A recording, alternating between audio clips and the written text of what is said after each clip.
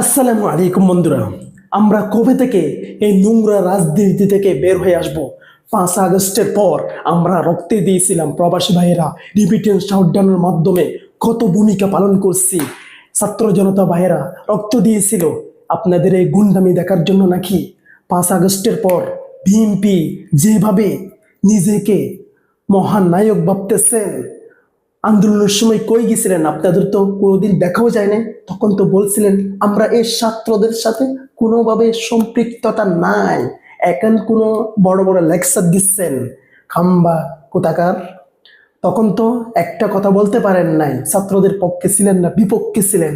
এখন যখন ছাত্ররা রক্ত দিয়ে, নিজের তাজা বুকের রক্ত দিয়ে দেশটা স্বাধীন করেছে, আমরা প্রবাসী ভাইয়েরা রেমিটেন্স শাটডাউনের মাধ্যমে দেশটা স্বাধীন করেছি, এখন আপনাদের গলার আওয়াজে অন্য মানুষ কথা বলতে পারে না।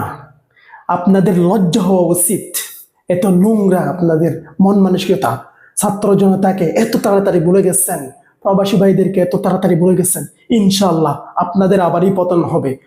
অতি শীঘ্রই আপনাদের পতন অনিবার্য। হাসিনার চেয়ে খুব ভয়াবহ অবস্থা হবে আপনাদের। আপনাদের তো পালানোর সুযোগ দেওয়া হবে না। আবার হাসিনা তো পালানোর সুযোগ পাইছে, এখন সেটাও দেওয়া হবে না। আপনারা বেইমানি করতে আপনাদের সময় লাগে নাই। প্রিয় কলিজার ভাইয়েরা, প্রিয় প্রবাসী ভাইয়েরা, আপনারা সবাই আওয়াজ তুলুন, প্রতিবাদ করুন। এই চাঁদাবাজ, দুর্নীতিবাজ, এই বেইমানদের বিরুদ্ধে আবার জেগে উঠতে হবে আমাদের সকলের। আমরা চাই সাধারণ মানুষের কথা সরকার শুনুক। এখন তাদের একত্ব রাজত্ব আমরা চাই না। আধিপত্য, তাদের একক আধিপত্য, এগুলো আর ভালো লাগে না। বাংলাদেশের মানুষ এগুলো খাই না ভাই। আর এগুলো থেকে বের হয়ে আসুন আল্লাহর ওয়াস্তে।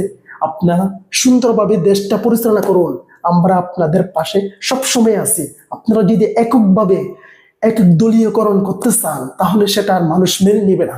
5 আগস্টের পর মানুষ শুধু চাইছে কি, নতুন একটা সংস্কার, নতুন বাংলাদেশ। আবার 72, 71 এগুলো নিয়ে আপনারা দেশটাকে অন্যরকম করে ফেলতেছেন। এখন তেলের সংকট দীর্ঘ লাইন ধরে আসছে। যখন আপনারা ক্ষমতায় আসেন, তখন কোনো না কোনো বড় বিপরীতে চলে আসে, দেশের মধ্যে দুর্বৃত্ত নামে আসে। আপনারা কি বলেন ভাই? আপনারা সকলের প্রতি আহ্বান, সবাই আওয়াজ তুলুন, এটা নিয়ে সবাই প্রতিবাদ করুন। তা না হলে ভাই দেশটা ধ্বংস হয়ে যাবে। আমরা সাধারণ মানুষটাই কষ্ট পাবো ভাই। তারা তো এসি রুমে বসে শুধু টাকা গণবে, পকেট ভরবে, তাদের কোনো কিছু যায় আসে না সাধারণ মানুষের কষ্টে। এই জন্য সবাই আওয়াজ তুলুন। ধন্যবাদ সবাইকে।